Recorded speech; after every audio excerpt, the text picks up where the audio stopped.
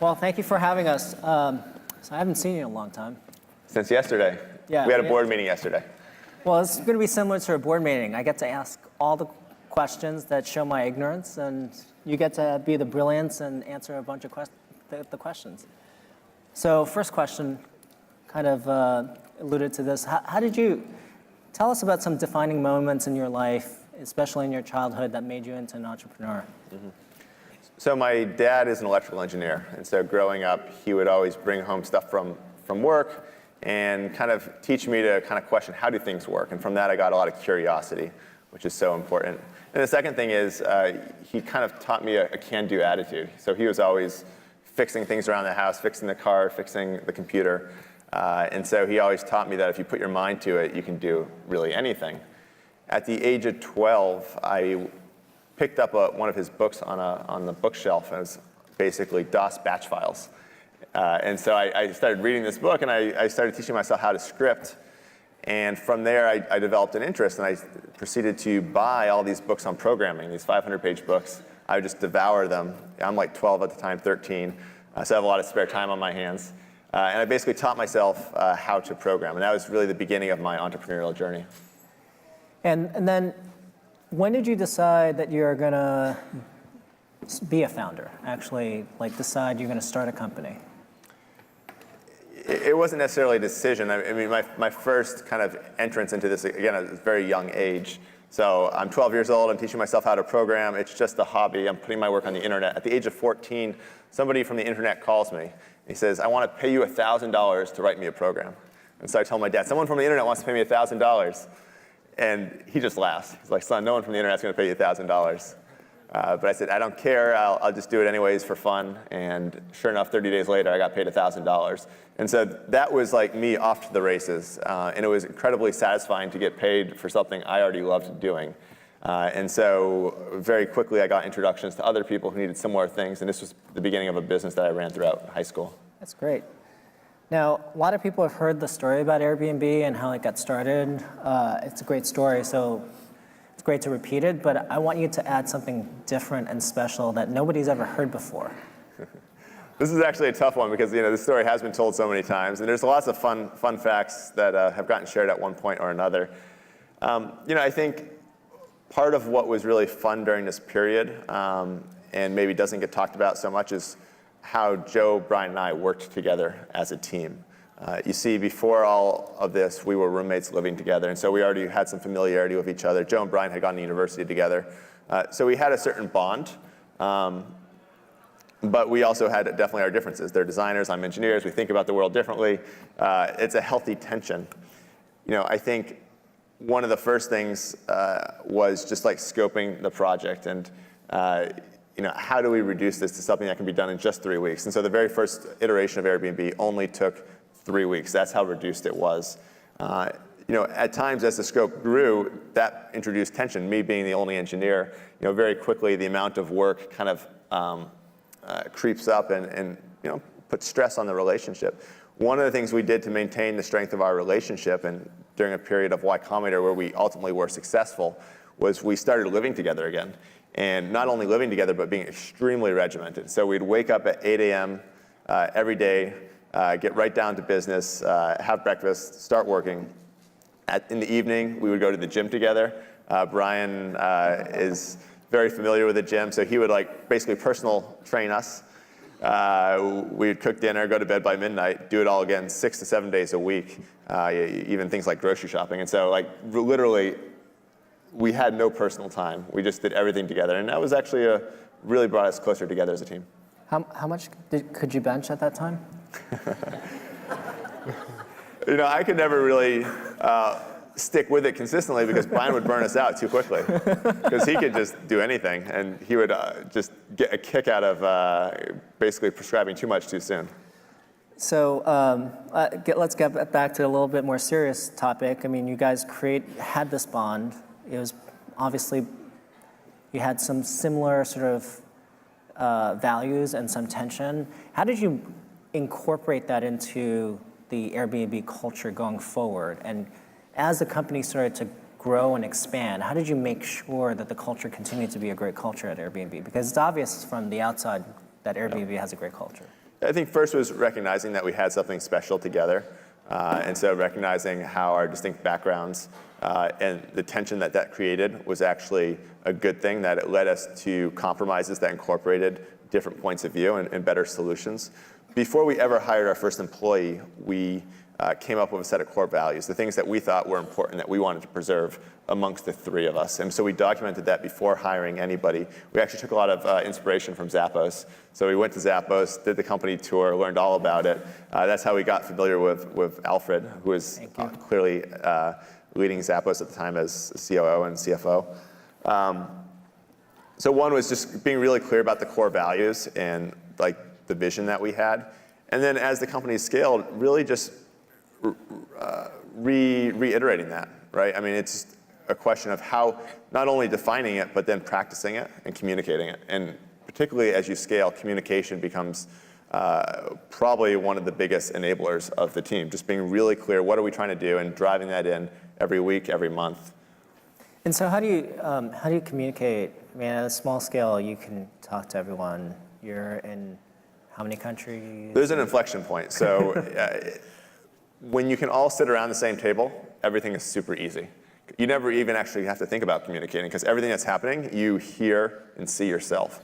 But the minute you're sitting at different tables, it actually starts to get a lot tougher. And so at the point of about 8 people, you're probably now sitting at 2 tables, 10 people. And that's when things got a lot harder. And you continue to invest in culture, right? Last week you had one Airbnb. We have this thing called One Airbnb. We do it each year. This was actually the second year we've done it. We basically bring all our employees from around the world to San Francisco, a total of 1,500 people, half of which flew in from other places, oftentimes from other countries. Pretty big investment. But I mean, I can't even put into words what this event is like and the kind of energy it produces and the camaraderie. And I think at the end of the day, like, it's not necessarily about the idea, it's about the execution. And what's going to be the gating factor in the execution? The people. And so getting not only smart people, but people who gel together well and are equally committed and passionate is worth everything. And that's why we still make the effort, even at great scale and great cost, to do things like what was last week, which was One Airbnb. So I think a lot of the audience would love to hear how you guys grew internationally. You guys make it look easy. It would be great to hear about some of the struggles that you had. You're in every single country except for 4? Yeah, we are not in Syria, Iran, Iraq, Cuba. No, Iraq, North Korea. North Korea. Yeah, the ones we're not allowed to be in, we're not in. But tell us about how Airbnb sort of scaled and it became an international powerhouse and the struggles of I think most people are familiar with the fact that we focused on New York, and that's where we really, in the beginning, we focused on New York, and that's where we first kind of demonstrated success. And we figured out product market fit, and we began to grow. And very quickly, it's like, well, how can we prove that this works outside of New York? What are the other important markets? Well, there's really good third-party data for this. So we literally just downloaded a list of like the top 100 destinations in the world, like cities for tourism. And so very quickly, it was clear Paris is actually the number 1, not New York, London, et cetera, et cetera. So we made a list of these markets. And then we thought, well, what are the elements of New York? Like, what in New York is making this work? How do we replicate this in these new places? And some of the elements were things like, you need at least a couple hundred properties. We felt that we needed to photograph a large percentage of these properties. We knew that the reviews were important, so how do we make sure that they get their first booking, even if that first booking is us? So basically, you make a playbook with a series of steps. Another important part was hiring locals. So it's very easy to think that all places are similar, especially like when you're writing software. It's like, oh, I'm going to write this code, and it's going to be used around the globe, and it's not going to be any different code. But when you are doing something that touches real people and requires their cooperation, their mental buy-in, we found it was extremely helpful to have locals to help us get introduced to certain networks, influencers, get partnerships, explain why certain things are different. So that was an important part of the playbook as well. And today we have almost 20 offices globally in our key countries, staffed with locals who promote Airbnb in country. So any plans to get into the last 4 countries that you're not in? Not yet. Okay, moving on. Lots of people talk about the sharing economy. One of the observations you guys have sort of made is that the sharing economy is about trust. When did you guys understand that? Was it really early on? And what did you do once you understood it to make sure that there's real trust that you can rely on when they come to Airbnb, when they use the platform? So when we started out, people weren't using the term sharing economy or collaborative consumption. It doesn't mean that people didn't have like peer-to-peer commerce happening. I think it had kind of been forgotten about, and we brought a lot of attention to it and gave it buzz again. In the beginning, our key trust features was basically very rich profiles where you saw the picture of the person and everything about them. Handling the payments, because that was a source of a lot of mistrust, like, am I going to lose my money? And then third was the reviews, which is like this kind of like unbiased third-party perspective that this place is actually what it seems. So it was a very simple recipe, and over time we've built on that quite a bit. When I think about what we in the sharing economy is accomplishing, I think back to the days when people were afraid to use their credit card on the internet, or they were afraid to upload their real identity into Facebook and their pictures, et cetera. And I think there's a day in the future where the vast majority of people are suddenly much more trusting of others. In other words, there's a framework in which a whole new activity can take place that couldn't happen before. And I think that's what we're seeing today with the sharing economy. So what do you think will happen with the sharing economy 5 to 10 years from today? We're in first generation, first innings of what's going on. I just think that so many resources and so much utility could be unlocked. Think about what we could do together if we all trusted one another. Let's say like family, let's take it to the extreme. If everybody in this room, in this city, in the Bay Area, treated each other or had that level of comfort, just think of how much more we could get done as a society, whether it's sharing our houses or our cars, or just helping one another in different ways.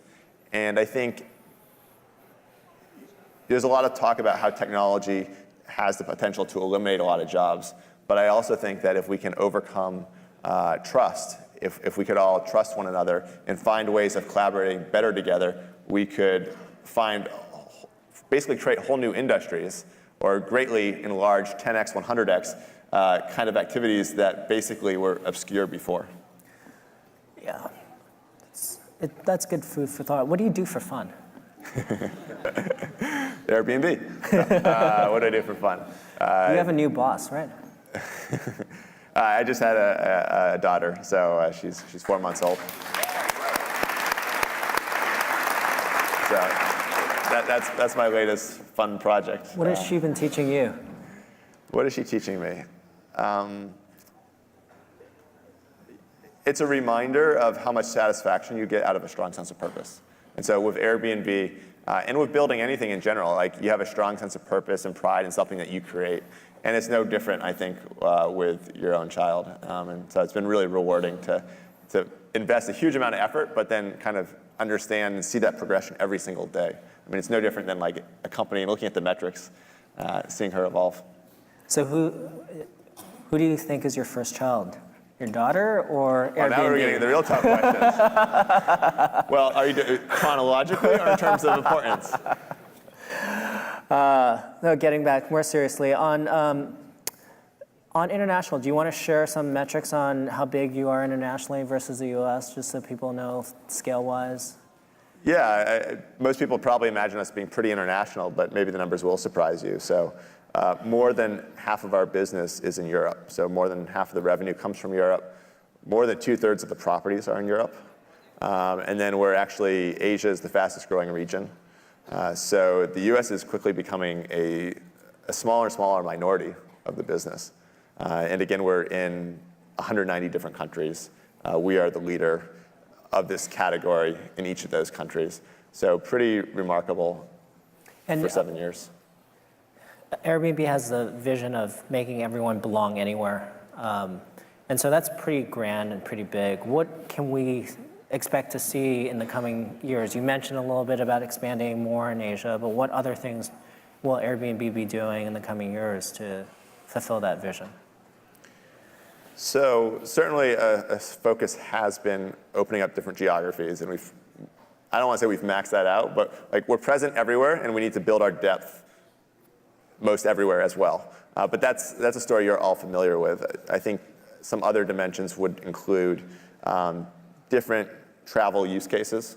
So not just being about leisure, just being about more affordable, just being about short term, but the opposite of each of those. So maybe we can do something around business travel, for example. Another dimension I think is how can we leverage the other assets that we have? So in other words, with our scale, huge number of travelers using Airbnb at any given time in any given city. We also know a huge number of locals who are highly engaged with our product. How can we make some magic happen? How can we connect people to create more meaningful experiences? And with everybody having mobile in their pocket, how can we deliver value throughout the entirety of the trip? I think this is a huge opportunity for us and something that we're only really just starting in on. If you were able to travel back in time to when you guys started, and you had to give yourself one bit of advice, what would that piece of advice be? Good question. I think just reassurance, right? And we had a lot of reassurance. Like we had mentors, and they said, what you're going through is totally the normal journey, and in retrospect, it totally is the normal journey, which is that the first year, don't expect anything to work, and it goes from tough to worse, and you're going to have a lot of moments where the team feels like it's falling apart, and you want to quit, and there's a shinier opportunity over to your right. So I think just recognizing that is normal, and then also realizing that nothing gets done without complete focus, and that was something we didn't realize until a whole year in. It wasn't until Y Combinator, 1 year after we started, that we went through that regimen I described earlier, where we wake up at 8 a.m., go to bed at midnight, do everything together. And it was only then when we were focused 110% that we really started to get traction. And I do credit our success to that mentality, which we didn't have for an entire year. So at this point, Airbnb is really successful. We would all love to be part of another Airbnb, be part of Airbnb or another Airbnb. At this point, what drives you? I think it's the same thing when I began, whether I was 12 or 7 years ago when we started Airbnb. It's like, at my core, I'm an engineer. I think I got that from my father. I like to understand how things work. I like to build. So anything that involves building, optimizing, and really understanding how things work excites me. And fast forward to today, where Airbnb is, it's never been a better time. There's never been so much potential to have impact doing that kind of work than I have right now at Airbnb. And so that's what excites me. But it kind of is the same thing that excited me 7 years ago or 20 years ago. And I think that's probably true for a lot of engineers. It's just awesome to build something, see people use it, and in effect, you get back a sense of strong purpose. Well, great, Nate. Thank you very much for sharing all of your wisdom, and thanks for all the inspiration. It's really been fun. Yeah, thanks, Alfred. Thank you for listening.